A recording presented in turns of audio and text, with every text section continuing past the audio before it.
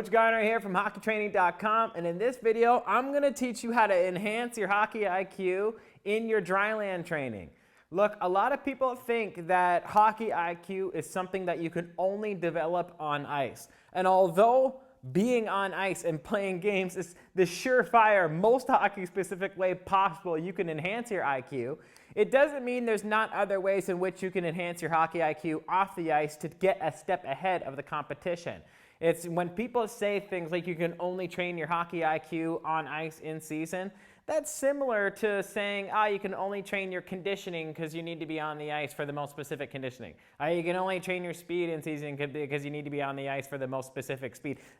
None of this stuff. There is an element of truth to the narrowness of specificity that statement comes from, but then that's also ignoring all of the amazing dryland speed workouts, dryland conditioning, dryland agility, dryland functional strength, dryland mobility, dryland balance, coordination, reaction time. These are all things that can be phenomenally trained in a dryland setting. And it's time the hockey industry also starts viewing hockey IQ this way. And I really love training hockey IQ and enhancing it in a dryland setting, because a lot of hockey IQ is actually just your ability to stay patient and calm. That's like a huge game-changing difference, because everybody, if you've got a lot of reps in hockey, you've been in this sport for years, you are able to read the ice. You're able to read the ice. You're able to see what your opponents are doing. You're able to see what your own teammates are doing. You're ready to predict the play. You need to be where the puck is going to be and not where it's currently at. And you're able to see a lot of this stuff when you're calm, when you're patient. That's lots of times why, when you're in the stands and not actually on the ice, you can kind of see things unfold before they actually unfold. And then you're like, oh, why did my favorite player do that? Well, you're just in a different perspective and in a different mind state. And the hockey players who are able to have that element of enhanced hockey IQ is because they're able to see the game the way it's supposed to be seen, because they're calm enough to view it through that lens. Why? Nobody ever made a good decision while panicking. That's or exhausted. If you're exhausted or panicking, that is when you throw a suicide pass, or you just dump it down the boards, or you give away the puck. You start making really bad decisions when you're panicking or when you're exhausted. But if you can control your breath, and you can remain calm, and you can keep your head up, that is what's going to allow you to read the ice so much better. And although it's perceived as an outstanding trait of hockey IQ magician work, it's really just your ability to stay calm. That makes an enormous difference. Now, of course, hockey IQ is accumulated from many things to create this one thing, but a big chunk of that is simply your ability to stay calm, because when you're calm, you can make better decisions. And that's really the emphasis and the driver that I like to use in dryland training to enhance hockey IQ.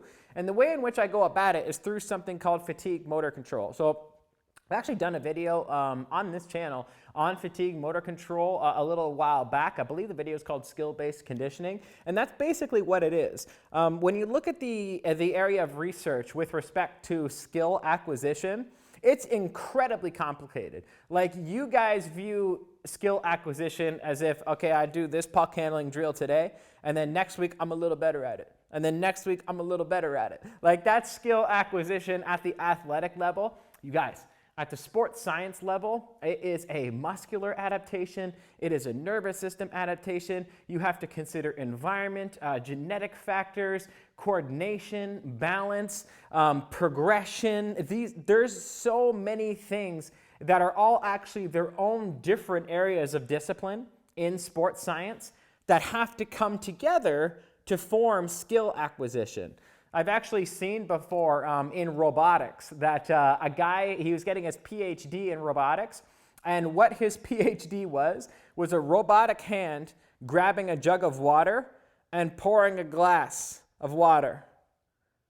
PhD earned. That's actually how difficult motor control is. What we take for granted, even me talking with my hands right now and speaking with my mouth, forming these words, this type of trait that us humans have, that is something that we don't understand how complicated it is until you try and get a robot to pour a glass of water, and that becomes your PhD. Skill acquisition and motor control is incredibly complicated, but it's trainable. And in the world of skill acquisition, you're going to come across something known as fatigued motor control, and it is exactly as it sounds. Motor control in the presence of fatigue.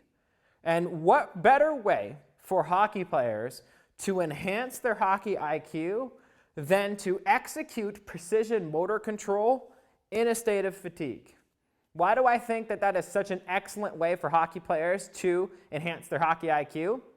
Because you are able to execute technique even when exhausted, and you're able to stay calm even when exhausted. So how does that work? Well, let's just imagine you're doing an interval session, okay? 60 seconds hard, 60 seconds off. Like, you guys know high intensity intervals. We'll say 60 seconds of sprints and then 60 seconds rest. But it's not really rest in intervals because you're just kind of going at a slow pace and waiting for your next 60-second on period. How about with that 60-second slow pace, you do complicated puck handling drills? That is some next level hockey IQ training, because you are going into something highly technical in a state of exhaustion. That's absolutely going to allow you to stand out from everybody else on the ice during the moments that matter the most, because now you have, there's a saying, if you bleed in training, you'll never bleed in battle.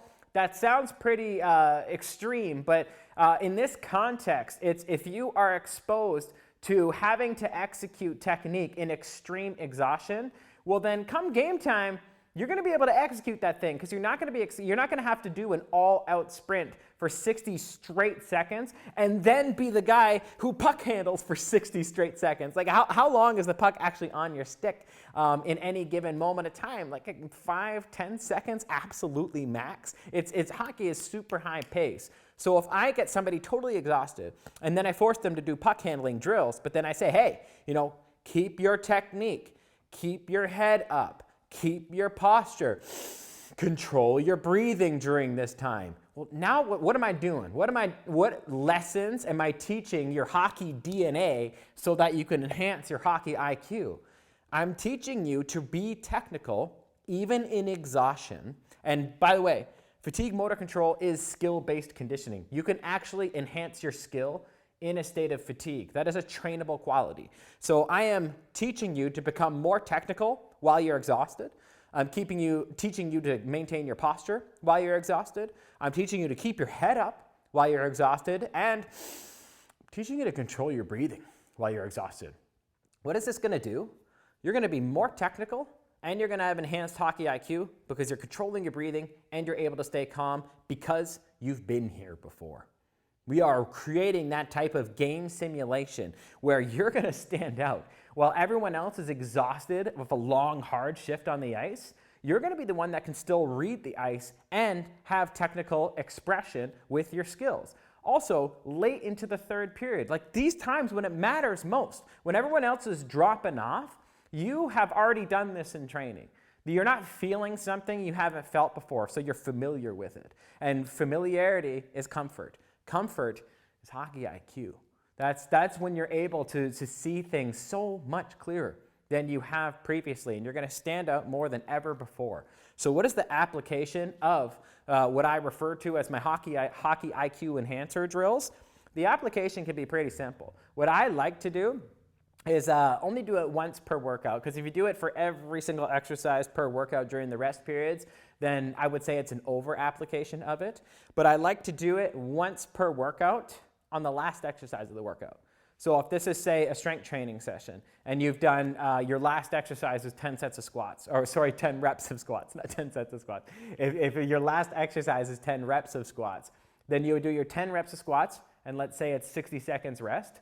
Then you would do your hockey IQ enhancer drill during your 60-second rest period. And then when your rest period is over, like that is your rest period. So you're puck handling for the full 60 seconds, and then you're back to your 10 reps of squats, and then you're puck handling, back to your squats, puck handling. That's how this works.